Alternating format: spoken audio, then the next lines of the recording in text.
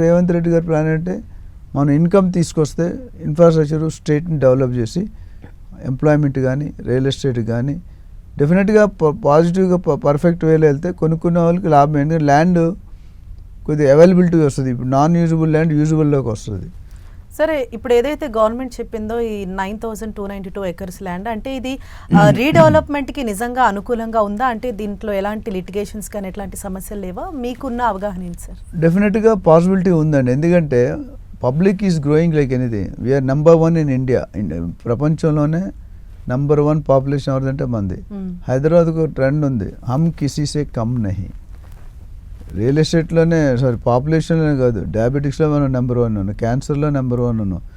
Retail shopping ఎవరైనా కొత్త product పెడితే హైదరాబాద్లో టెస్ట్ చేస్తారు. ఇంక్లూడింగ్ బిగ్ బజార్ కానీ మెక్డానల్డ్స్ ఇవన్నీ కూడా హైదరాబాద్లో టెస్ట్ చేశాక మిగతా parts of India. And Hyderabad has that culture, spending attitude ఉంది.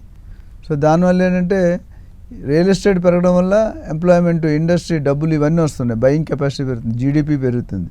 కాకపోతే ప్రాపర్ వేలో గవర్నమెంట్ ప్లానింగ్ చేయడం వేరు, దాన్ని ఇంప్లిమెంట్ చేయడానికి కొద్ది టైం పడుతుంది.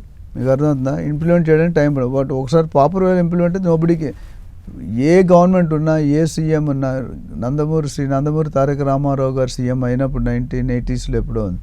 తర్వాత చంద్రబాబు గారు, దాని తర్వాత వైఎస్ రాజశేఖర రెడ్డి గారు, కిరణ్ కుమార్ రెడ్డి గారు, రోషయ్య గారు, కేసీఆర్ గారు, వీళ్ళందరూ వచ్చినప్పుడు అందరూ కూడా వాళ్ళంతా కంట్రిబ్యూట్ చేశారు రియల్ ఎస్టేట్. అందుకని వాళ్ళు రియల్ ఎస్టేట్లో ఉంది. వరల్డ్లోనే one of the fastest city in the top 5 cities entire వరల్డ్లో. 4 సస్టైనబుల్ సిటీ అని కొత్తగా పెట్టారు మీకు ముచ్చెర్లో, కందుకూరులో. అది కానీ వస్తే one of the best city in the world. కానీ 30,000 ఎకరాలు డెవలప్ చేయడానికి ఎన్ని లక్షల కోట్లు కావాలి డబ్బులు అనేది big question mark. Planning is awesome, perfect, but implement ఎలా చేస్తారు? అప్పులు తీర్చాలి, మళ్ళీ డబ్బులు సంపాదించాలి. అది కొద్దిగా వెనకబడ్డాం. So that they are trying to improve. డెఫినెట్గా ఈ టర్మ్ అయినప్పటికీ సమ్ గ్రోత్ ఉంటుంది. అక్కడ అమరావతిలో phase 1 వస్తుంది, ఇక్కడికి వచ్చేసరికి కొద్ది డెవలప్. ఇప్పుడు ORR అనేది గాడ్ గివెన్ గిఫ్ట్ అని చెప్తాను, GQ. ఎందుకంటే ORR వచ్చాక ట్రాఫిక్ ఎలా తగ్గిందో మన అందరికీ తెలుసు. RRR వస్తే ఇంకా తగ్గిపోతుంది.